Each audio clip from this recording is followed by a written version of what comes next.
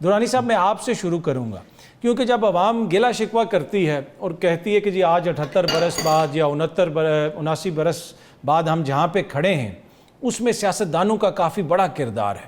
آپ سمجھتے ہیں کہ ہماری سیاست نے ہمیں کچھ حد تک فیل کیا ہے اس سارے عرصے کے دوران؟ بسم اللہ الرحمن الرحیم۔ ایک تو 14 اگست آپ کو مبارک۔ میں سمجھتا ہوں کہ 1971 کے بعد یہ پہلا 14 اگست ہے جس دن ہم ندامت کے بجائے کسی حد تک قدامت کے ساتھ کھڑے ہیں اور ایک جنگ جیت کے بیٹھے، ایک جنگ جیت، کیونکہ انڈیا کے ورسز پاکستان، انڈیا کی کریشن جو ہے ان دو ملکوں کے درمیان کی تقسیم کا عمل تھا، اور ہمیں کہتے تھے کہ جی یہ غلط ہوا، یہ صحیح ہوا، کچھ بھی ہوا، لیکن میرا یہ خیال ہے کہ آج کے دن ہر پاکستانی، جب میں کل تو مجھے جو فیلنگ تھی بڑے عرصے بعد، میں اپنے پیرنٹس کو بھی دیکھتا تھا، وہ جب 14 اگست آتا تھا مرجھا جاتے تھے میرے والد صاحب ایسٹ پاکستان کا سوچ کے، چونکہ وہ وہاں ہجرت کر کے آئے تھے، وہاں رہے ہوئے تھے، کافی پوسٹنگ رہی تھی ان کی وہ، تو اس دفعہ مجھے یہ احساس ہوا کہ چلو ہم اس ندامت سے نکل چکے ہیں، بلکہ مشرقی پاکستان میں بھی وہ ڈیولپمنٹس بنگلہ دیش میں ہو چکی ہیں کہ جو ہمیں تھوڑا سا مطلب ایگزونریٹ کرتی ہیں بہت سی چیزوں سے، تو اس لحاظ سے تو یہ ایک ری برتھ کا کیفیت ہے جو کہ ہمیں کانفیڈنس دے رہی ہے۔ باقی میں یہاں تک سوال ہے سیاستدانوں کا، سیاستدان تو بہت دانش کا علامت ہوتا ہے سیاست کا شعبہ، لیکن ہمارے ہاں سیاست بہت مہنگی پڑی ہے قوم کو۔ ہمارے سیاستدان جو ہیں وہ بہت ہی انہوں نے بہت بڑا ٹول کیا ہے قوم کو، اور اس وجہ سے بھی ٹول کیا ہے کہ وہ جس طبقے سے تعلق رکھتے ہیں، اشرافیہ کا نام اس کو دے رہے ہیں، الیکٹیبلز کا نام دے دیں، ایلیٹ کا نام دے دیں، انہوں نے اپنے آپ کو کبھی بھی عام آدمی کے ساتھ اور جمہوریت کے ساتھ ایسوسیٹ نہیں کیا، انہوں نے اپنے آپ کو ہمیشہ طاقت کے ساتھ ایسوسیٹ کیا، اور پھر الیکشن کا پروسیس جو عوام سے مینڈیٹ لینے کا پروسیس ہوتا ہے، اس پروسیس کو انہوں نے عوام کو مینپولیٹ کرنے کا پروسیس بنا دیا ہے، اور مینپولیشن کی وہ ساری شکلیں آپ کے سامنے ہیں جو چلی آ رہی ہیں، تھانے کی مینپولیشن سے لے کے کچہری کی لے کے طاقت کی لے کے، اور پھر یہ ہے کہ اپنے عوام کو ڈیولپ نہیں ہونے دیا، اور اس حد تک کہ عوام کو اقتدار میں سے اتنا سا شیئر دینے سے بھی انکار کر دیا کہ بلدیاتی ادارے بنانے سے بھی اس لیے انکار کر دیا کہ ہمارے اقتدار کا کچھ حصہ جو ہے وہ کہیں عوام تک نہ چلا جائے۔ اور اس سے بھی جو ایک میں سمجھتا ہوں کہ بڑا جرم ہم سے ہوا ہے وہ یہ ہے کہ ہم میں سے اکثر لوگ وہ ہیں جنہوں نے اپنی جائیدادیں، جنہوں نے اپنے بزنس، جنہوں نے اپنے مال اس ملک سے باہر بھجوا دیے، اور اب تو مطلب بیوروکریٹس بھی اسی راؤٹ پہ چل پڑے ہیں کہ جی پاکستان سے کماؤ اور باہر جا کے لگاؤ۔ تو یہ جو تمام پرسیپشنز، حقیقتیں ہیں، اس کے نتیجے میں سیاستدان بہت مہنگے پڑ رہے ہیں قوم کو، اور آج قوم یہی آپ تو دیکھیں نا 1200%، 600% تنخواہوں میں اضافہ، چیئرمین سینٹ کا بیٹا 2 کروڑ کی گھڑی پہن کے گھوم رہا ہے، لیکن یہاں پہ ان کی 600% تنخواہ میں اضافہ کر دیا۔ تو مطلب یہ ہے کہ جو سیاستدانوں کا مہنگا ہو جانا، یہ جو ہے ایک ایسی حقیقت ہے جس کو عوام بھی محسوس کرتی ہے، بہت کاسٹلی پڑتے ہیں یہ سینٹ کی بلڈنگ، یہ پارلیمنٹ کی بلڈنگ، لوگ کہتے ہیں کہ اس میں سے نکلتا کیا ہے اور اس میں جاتا کیا ہے۔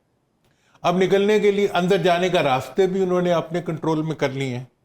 اور اس میں سے مال نکالنے کے راستے سے پہلے ہی ان کے کنٹرول تو ایک مخصوص کلب ہے بس وہ اس سے انجوائے کر رہا ہے۔ ہاں ٹھیک ہے۔ اچھا درانی صاحب، یہ سیاسی عدم استحکام کا اس وقت ہم شکار ہیں، یہ بات بار بار کہی جاتی ہے اور اکثر ادوار میں یہ بات ہمیں سننے کو ملتی ہے، اس کی کیا ڈیفینیشن ہے؟ کیوں ہم سیاسی عدم استحکام کا شکار ہیں؟ کیا کوئی لیڈر قید ہے اس کی وجہ سے، ایک سیاسی جماعت کو سیاسی ایکٹیویٹی کی اجازت نہیں ہے اس کی وجہ سے، یا کوئی مالی بحران ہے؟ کیا اس کو آپ ڈیفائن کیسے کریں گے ایز اے جو ہے پولیٹیشین؟ آپ کس طرح اس کو سمجھتے ہیں؟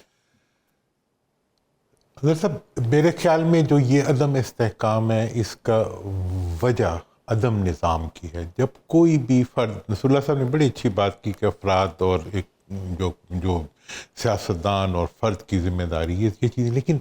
ان دونوں میں ایک چیز اگر نہ ہو تو کوئی چیز بھی بیلنس نہیں ہو پاتی، کہ اگر سسٹم نہ ہو تو سسٹم کے بغیر فرد بھی رسپانسیبل رہتا ہے اور لیڈر بھی رسپانسیبل رہتا ہے۔ اس وقت کی صورتحال کو اگر آپ دیکھیں کہ اگر آپ آپ کہتے ہیں جی ہم جمہوری ملک ہیں، ہم جمہوریت کے ذریعے چل رہے ہیں، تو پھر آپ کو جمہوریت کا نظام اپنے ملک میں لاگو کرنا پڑے گا. لیکن آپ کا پرابلم یہ ہے کہ آپ کا جو سیاستدان ہے یا جو آپ کی ایلیٹ ہے وہ اس نظام سے سہمت نہیں ہے. وہ اس نظام کو اپنے لیے چیلنج سمجھتے ہیں کہ اگر ان کو لانے اور ان کو ہٹانے کا اختیار ان کے مظاہرے کے پاس چلا جائے یا ان کے کمزور طبقات کے ساتھ ہاتھ میں چلا جائے تو وہ اپنے آپ کو عدم تحفظ اپنے لیے محسوس کرتے ہیں. سوری سر، آپ یہ کہہ رہے ہیں کہ یہ جو جمہوریت کے نام پہ سیاست کر رہے ہیں یہ اشرافیہ، یہ بنیادی طور پہ جمہوریت کش ہیں، جمہوریت مخالف ہیں، جمہوریت کا نظام ہی نہیں چاہتے. دیکھیں جی مطلب یہ کیا ہے کہ یہ ووٹ تو اپنے لیے لے لیتے ہیں، نیشنل اسمبلی، صوبائی اسمبلی، لیکن بلدیاتی انتخابات یہ کبھی نہیں کراتے. پھر نیشنل اور صوبائی کے بھی جو ووٹ لیتے ہیں اس کے اندر یہ ایڈجسٹمنٹ کرنا چاہتے ہیں کہ وہ ووٹ ان کی مرضی کا رزلٹ دیں. ہر دفعہ آپ 88 سے شروع ہو جائیں، ہر الیکشن سے پہلے ہمیں پتا ہوتا تھا کہ کس نے حکمران، ایون 19 میں بھی پتا تھا. یہ تو اس دفعہ اپسیٹ لگ گیا ہے 2024 والا. اس سے پہلے تو عوام 18 میں بھی 18 میں بھی پتا تھا کے ساتھ تھی. اور میں فرینکلی بتا آپ لوگوں کو بھی کہا گیا، میرے پہ تو سخت پریشر تھا، میرا تعلق بھی تھا، اس وجہ سے بھی پریشر تھا، لیکن ہم نہیں گئے. تو بات یہ ہے کہ یہ جو پریشر رہا ہے، اب یہ ایک دفعہ اس دفعہ کے یوم آزادی کا ایک اور پہلو بھی ہے کہ اس سے پہلے ہونے والے الیکشنز جو تھے اس میں عوام نے ان سپریشنز کو ایکسیپٹ نہیں کیا جو وہ ہمیشہ کرتے تھے. یہ دوسری بات جو اس وقت امپورٹنٹ ہے وہ کلاس سسٹم پاکستان کا بہت امپورٹنٹ ہے کہ اس وقت پاکستان کی مڈل اور لوور کلاس جو ہے وہ تو پاکستان کے ساتھ جڑی ہوئی ہے، باہر بھی جاتی ہے تو پاکستان پیسے بھیجنے کے لیے جاتی ہے. اور جو ہماری ایلیٹ کلاس ہے اور جو اقتدار والی کلاس ہے وہ اپنے ذاتی مفادات کے تحت اتنی زیادہ کیپچرڈ ہے کہ وہ پاکستان میں بھی ہوتی ہے تو علاج باہر سے کراتی ہے، پاکستان میں بھی ہو تو جائیداد باہر سے بناتی ہے، پاکستان میں ہو تو بزنس باہر سے کرتی ہے. تو اس سب کے نتیجہ یہ نکلتا ہے کہ ابھی آپ دیکھ لیں کیا ہوا ہے اس انڈیا پاکستان کانفلکٹ کے درمیان کہ فوج مڈل کلاس کا اور لوور مڈل کلاس کا ایک ادارہ ہے، وہ اور عوام اکٹھے کھڑے ہو گئے. مطلب وہ سارے کے سارے وی لاگرز جو پہلے گڑبڑے کر رہے تھے ان ساروں نے پاکستان کے لیے علم اٹھا لیا اور پوری قوم جو تھی متحد ہو کے اپنی افواج کے پیچھے کھڑی ہو گئی. اور اس کا نتیجہ یہ نکلا کہ یہاں کے ٹیکنیشینز، یہاں کے انجینئرز، یہاں کے جو سائنسدان ہیں انہوں نے وہ کارنامے کر دیے جو دنیا کے لیے ایک چیلنج بن گئے. اور جس دن وہ جنگ جیت کے ابھی اس کا عوام نے خوشی بھی پوری نہیں منائی تھی کہ ہم نے جناب ہماری جو ایلیٹ کیپچر تھا اس نے ملک کے اندر سزاؤں کا ایک سلسلہ شروع کرا دیا اور ملک کے اندر جو ہے پولیٹیکل وکٹمائزیشن کا ایک سلسلہ، دوبارہ نفاق کا سلسلہ. بھائی یار 14 اگست تک تو ٹھہر جاؤ، اس کے بعد سب کچھ کر لینا. قوم کو تھوڑا سا ایک موقع دو کہ قوم اپنے آپ پہ خوشی منا سکے، اپنی افواج پہ خوشی منا سکے، اپنی کامیابیوں پہ خوشی. ہم نے کہا نہیں. تو اس وقت جو پاکستان کے لیے جو کھڑا ہے آج ایک اگر امینڈمنٹ 14 اگست کے دن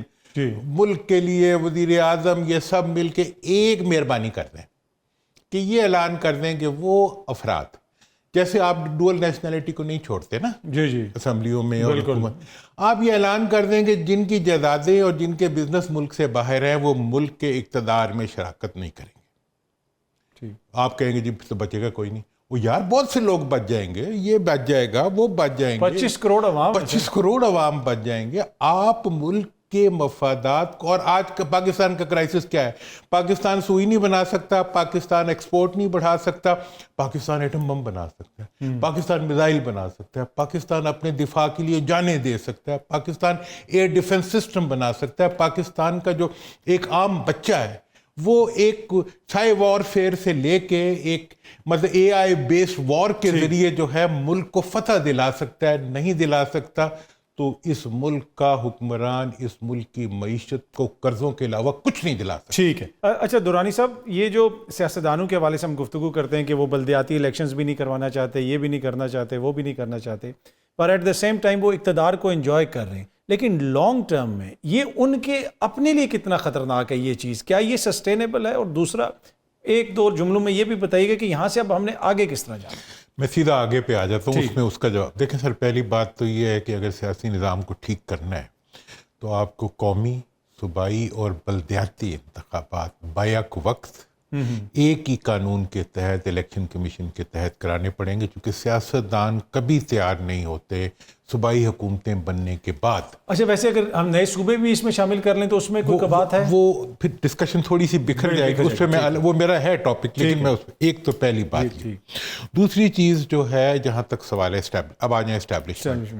اسٹیبلشمنٹ ہم فوج کو کہتے ہیں. جی جی بالکل. فوج کا اپنا نظام سلیکشن سے لے کے پرموشن تک کا فول پروف ہے، مور اور لیس.